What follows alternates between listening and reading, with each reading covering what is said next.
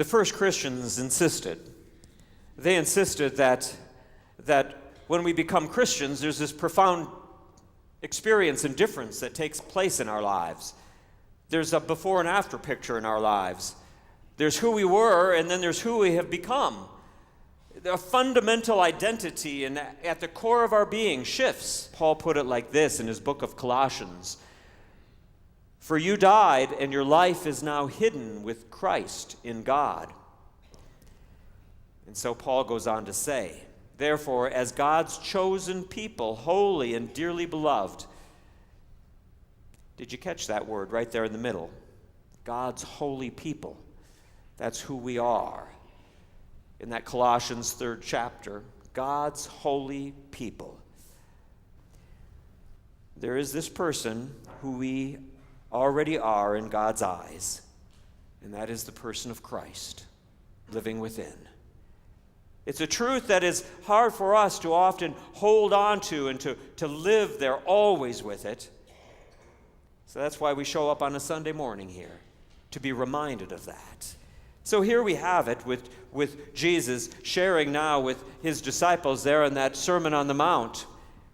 But I want to challenge you, Jesus is saying, to rise to a higher place of living, to actually respond with grace, mercy, to respond with the very light of God in whom you are created, to no longer respond with darkness, but only with light.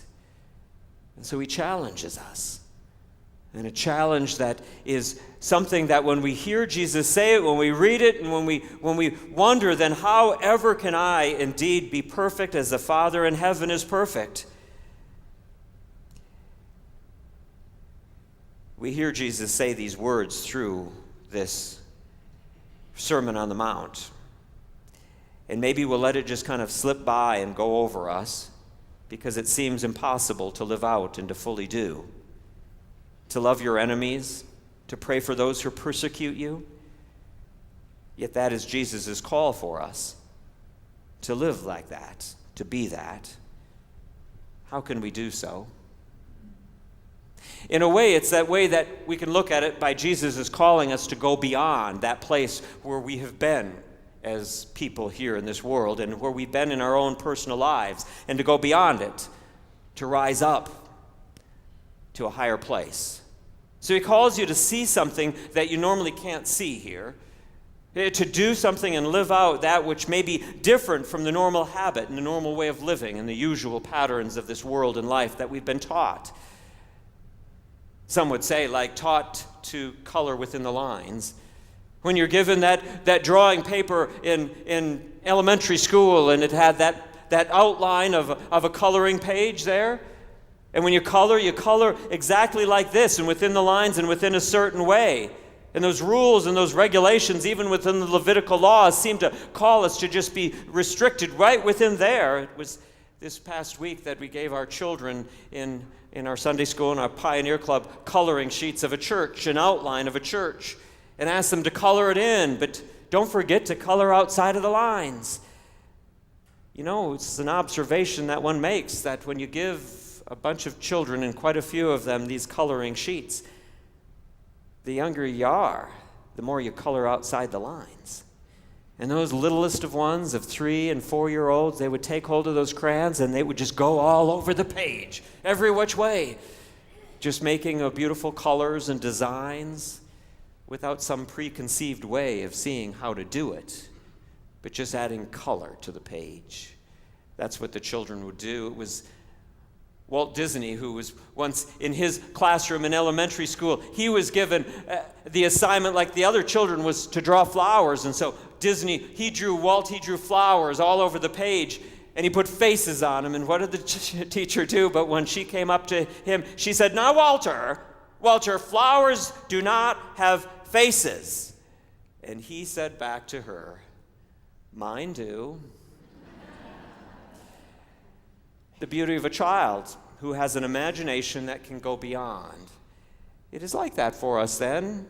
Jesus called us to have that faith like a child in a way. Maybe that's partly what he was calling us to have, is that place of creativity, to see beyond something that the world presents us with.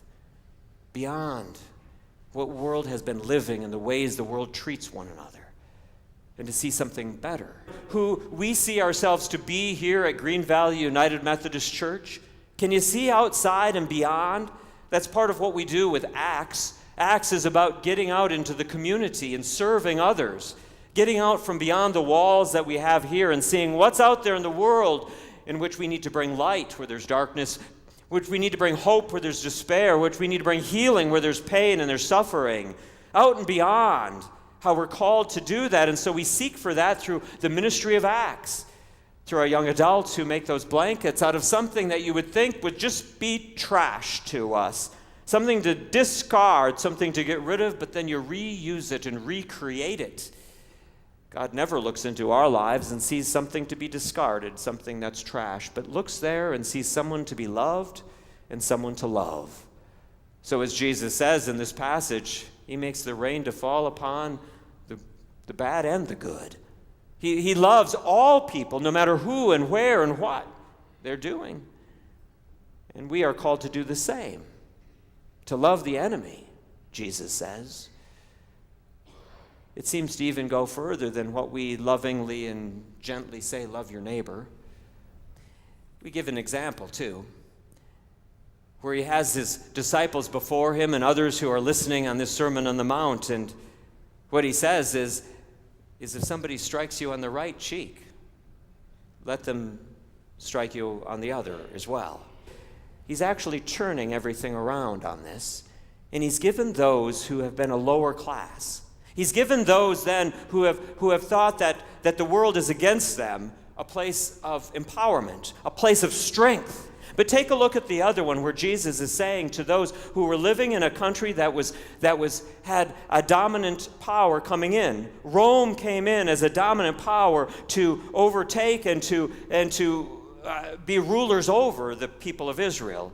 And when they did, they would bring you into service at any time they would want. Anytime they would want, they would say, a soldier could come up to you and say, I can conscript you into service right now, carry my pack. And it was according to the rules and the laws of the day of Rome that you had to carry the pack for a mile. That soldier's pack, put it on your back to give them a break, to give them a rest, but it was also a way in which they would oppress the people by calling them, anyone at all, to carry the pack for a whole mile. So Jesus said that the oppressor calls you and to carry the pack. Don't just do it for a mile, but do it for 2. Jesus continues to call us to do that. Give up and beyond. Beyond what the world seems to call us to do in ways and acts of forgiveness. It was Walter Wink who was sharing about this woman whom he had heard. And there she was, fast asleep in her bed, but suddenly there was a crash, a noise. And she was awakened to find, standing in the darkness and the shadows of her room, a stranger who had broken into her house. And it rattled her to her very core. Of course it would. And she tried to open her mouth to scream, and nothing at first would come out. It was just an open mouth because she was so terrified by an intruder in her home. But then when she could find her voice, when it did come, she simply said, "And who are you?" She didn't scream it. It just kind of came out in a way. "Who are you?" It surprised her even so that there was even a calmness to it. "Who are you?" "And how have you gotten into my home?" she said. But she talked to the intruder, and she found herself in the midst of conversation. She was asking him, "No, who are you?" And he answered her. He told her his name, and then he told her that he just needed something because he didn't have anything. And he began to say the pains and the troubles in his life, and she listened to him. Her heart was beating fast and strong, but she began to calm and relax as she entered into a conversation with him, just to find out about him. And she shared with him about herself. Till finally she came to that place of meeting the enemy face to face and being bold enough to then say, "It's time for you to leave.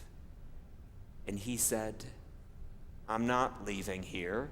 I have no place to go. And so she gave him sheets and blankets and said, bed down on the couch downstairs. She spent the entire night in her bed, wide awake with big eyes, fearful of somebody downstairs in her house, but also at the same time knowing that he was a human being who really was just looking for a place of warmth, of some place to be. She awoke in the morning, or she went downstairs in the morning when he woke up, and she made him breakfast and fed him, and he simply went on his way. She never met him again, but she learned something that day. Walter Wink said when she told him the story, especially when she read in the Sermon on the Mount these very words, she began to realize she was actually able to practice what Jesus was preaching. She didn't think fully by her own strength and her own ability, but through the peace and the love of Christ within her, she was able to meet somebody else in who they were and care for them, even though they were, at that moment in time, the enemy. There was a pastor who had shared about the way in which he was one day stopped on the side of the road. His speed picked up crossing the state line into Oklahoma, and in a moment he saw those lights behind him, and he heard the siren, and he pulled over, and he said a few words, and he thought, the curse of it all. Here it goes, $100 or more of my vacation money, and he was so angry with himself, but angry with the police officer for spotting him and pulling him over, and shouldn't he be doing something else and stopping criminals out there in the streets, but pulling over a poor preacher like this? And he had some words he was going to share with that highway patrolman when the window went down and that highway patrolman came up to him, and that highway patrolman said, don't you think maybe you were going a little fast for these roads out here in Oklahoma? And there was a gentleness and a calmness to the officer's voice, and suddenly his tone, the pastor's intensity and anger, kind of quieted and calmed down. And he said, I guess, officer, that I was just so eager to get out on my vacation that I just lost track of things, and I was just going so fast. I was just going off onto vacation already, officer. You're right, I shouldn't have, and there I was. And he said he didn't know what else he was saying to the officer, but then all of a sudden, then the officer said, well, you want to make sure that you keep those speeds down, because we want you to travel through Oklahoma safe and sound and enjoy your vacation. You just start being careful out there. And gave the preacher a map of Oklahoma and said, be on your way. And he said, after that officer pulled away and waved to him, that all of a sudden he began looking around and saw beauty around him instead of just farmlands. He saw the green and the richness and the beauty of Oklahoma, and he said, Oklahoma, here I come. Oklahoma, you've got the most beautiful state in the whole world. And he was just filled up with a buoyancy, with a life, with a joy that was there. And he realized it was a reflection of a gift and a grace that had been given to him, and just kind of a turn of the Spirit. It can happen in something so traumatic as an intruder in the house, or just in the gentle words of somebody who's speaking, who's letting you know, be careful out there, and giving you mercy and giving you grace that was undeserved, because you were breaking the law, because we all recognize that we've sinned and fallen short of God's glory. And then God says to us, mercy be to you, and my grace given to you.